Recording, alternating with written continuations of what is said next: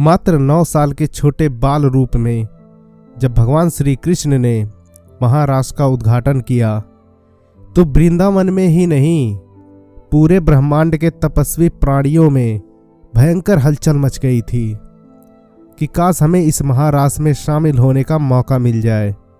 दूर दूर से गोपियां, जो कि पूर्व जन्म में एक से बढ़कर एक ऋषि मुनि तपस्वी योगी भक्त थी, महारास में शामिल होने के लिए वह सब पागलों की तरह दौड़ी आई।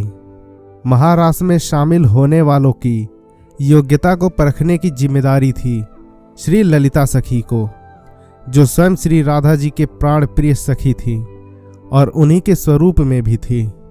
हमेशा एकांत में रहकर कठोर तपस्या करने वाले भगवान शिव, जब उनको पता चला कि भगवान श्री कृष्ण महारास शुरू करने जा रहे हैं, तो वह भी अत्यंत खुश होकर तुरंत अपनी तपस्या छोड़कर वृंदावन धाम पहुंच गए और बड़े आराम से सभी गोपियों के साथ वह रास स्थल में प्रवेश करने लगे। पर द्वार पर ही उन्हें श्री ललिता सखी ने रोक दिया और बोली कि हे महाप्रभु, रास में सम्मिलित होने के लिए स्त्री का रूप जरूरी है। तो भोलेनाथ ने तुरंत कहा कि ठीक है, तो हमें स्त्री बना दो। तब ललिता सखी ने भोलेनाथ का गोपी वेश में श्रृंगार किया और उनके कान में श्री राधा कृष्ण के युगल मंत्र की दीक्षा दी।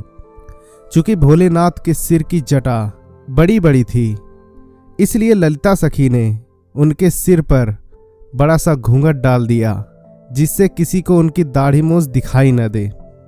अब महादेव की अति बालिष्ट और बेहद लंबी चौड़ी शरीर की वजह से वो सब गोपियों से एकदम अलग और विचित्र लग रहे थे, जिसकी वजह से हर गोपी उन्हें बड़ा आश्चर्य से देख रही थी। अब महादेव को लगा कि कहीं श्री कृष्ण पहचान न लें, इसलिए वो सारी गोपियों की भीड़ में सबसे पीछे जाकर खड़े हो गए। अब श्री कृष्ण भी ठहरे मजाकिया स्वभाव के, और उन्हें पता तो चल ही चुका था कि स्वयं भोले भंडारी यहाँ पधार चुके हैं। तब उन्होंने फैसला किया कि महारास सबसे पीछे से शुरू किया जाएगा।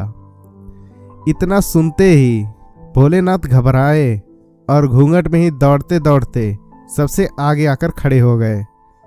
पर जैसे ही वह आगे आए, वैसे ही श्री कृष्ण ने कहा कि अब महारास सबसे आगे से शुरू किया जाएगा।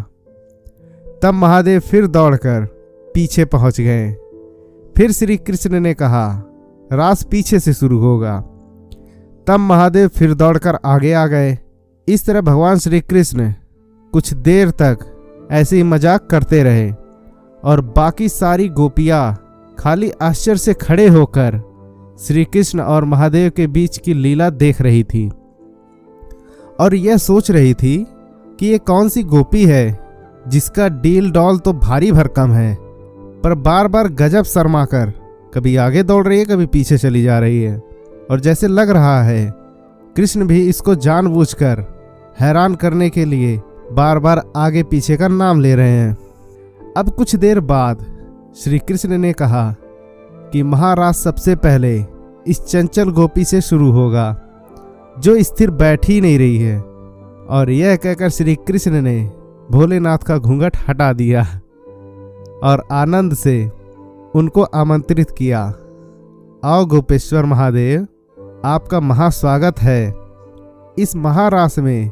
और उसके बाद जो महाउत्सव हुआ कि ऋषि महर्षि भी हाथ जोड़कर कहते थे, इस महारास के महासुख को शब्दों में बयां नहीं किया जा सकता। तब से भगवान शिव गोपेश्वर के रूप में साक्षात निवास करते हैं और वृंदावन में गोपेश्वर महादेव का मंदिर भी है, जहां उनको हर रोज शाम को गोपी रूप में श्रृंगार किया जाता है नित्य रास के लिए। जब भी आप वृंदावन जाइए तो श्री गोपेश्वर महादेव का दर्शन जरूर करिए। श्री गोपेश्वर महादेव के दर्शन और इनकी इस कथा का चिंतन करने से भगवान श्री कृष्ण की भक्ति में और वृद्धि होती है, और इस कलयुग में भक्ति ही वह सबसे आसान तरीका है जो इस लोक के साथ परलोक में भी सुख देता है। दोस्तों, भगवान श्री कृष्ण कहते हैं, जीवन में समय चाहे जैसा भी हो, पर अपनों का साथ बड़ा आवश्यक होता है। सुख हो तो बढ़ जाता है और दुख हो तो बंट जाता है। अपनों के साथ समय कब बीत जाता है पता भी नहीं चलता, है ना? किंतु सोचिए, यदि आपको किसी ऐसे स्थान पर छोड़ दिया जाए जहां पर आपका कोई संबंधी ना हो, आपका कोई अपना ना हो, कोई मित्र ना हो, तो क्या होगा? एक एक क्षण कितना लंबा लगने लगेगा। तब तक लगेगा जब तक आप किसी को अपना न बना लेते। अब प्रश्न उठता है कि आपका अपना है कौन? वह संबंधी जिनके साथ आप रक्त से जुड़े हैं, या वह मित्र जिनके साथ आप बालपन से पले बड़े हैं, या वह सहकर्मी जिनके साथ आप अपना काम करते हैं? नहीं, अपना वो है जो विपत्ति में काम आए। अपनों की परख समय की कसौटी पर की जाती है। स्मरण रखिएगा, अपनों के साथ समय का पता नहीं चलता, किंतु समय के साथ अपनों का पता अवश्य चलता है। क्योंकि मनुष्य की एक विशेष प्रवृत्ति होती है, वह कभी स्वयं से संतुष्ट नहीं रहता, कभी स्वयं से प्रसन्न नहीं रहता।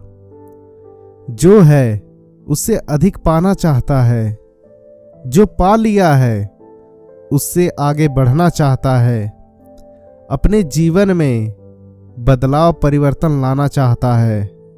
और यह प्रवृत्ति संसार में सबसे महान है, क्योंकि इसी प्रवृत्ति के चलते संसार में विकास होता है।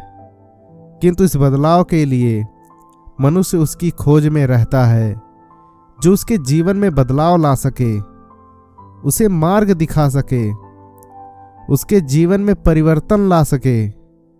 और इसके लिए मनुष्य संसार भर में उसे खोजता है, जो उसके पास है। बताइए कौन? यदि कोई आपका जीवन बदल सकता है तो दर्पण देखें, वह आप स्वयं हैं जो आपका जीवन बदल सकता है। वह आप स्वयं हैं जो स्वयं को मार्ग दिखा सकते हैं, जीवन में बदलाव ला सकते हैं, परिवर्तन ला सकते हैं। इसलिए पहचानिए अपने भीतर की शक्ति को और विश्वास कीजिए, इस संसार में आपसे अधिक शक्तिशाली और कोई नहीं है। जीवन बदल जाएगा और अंधविश्वास का नहीं, आत्मविश्वास का हाथ थामिए। आपकी समस्याएं स्वतः दूर हो जाएंगी। तो प्रेम से बोलें, राधे राधे।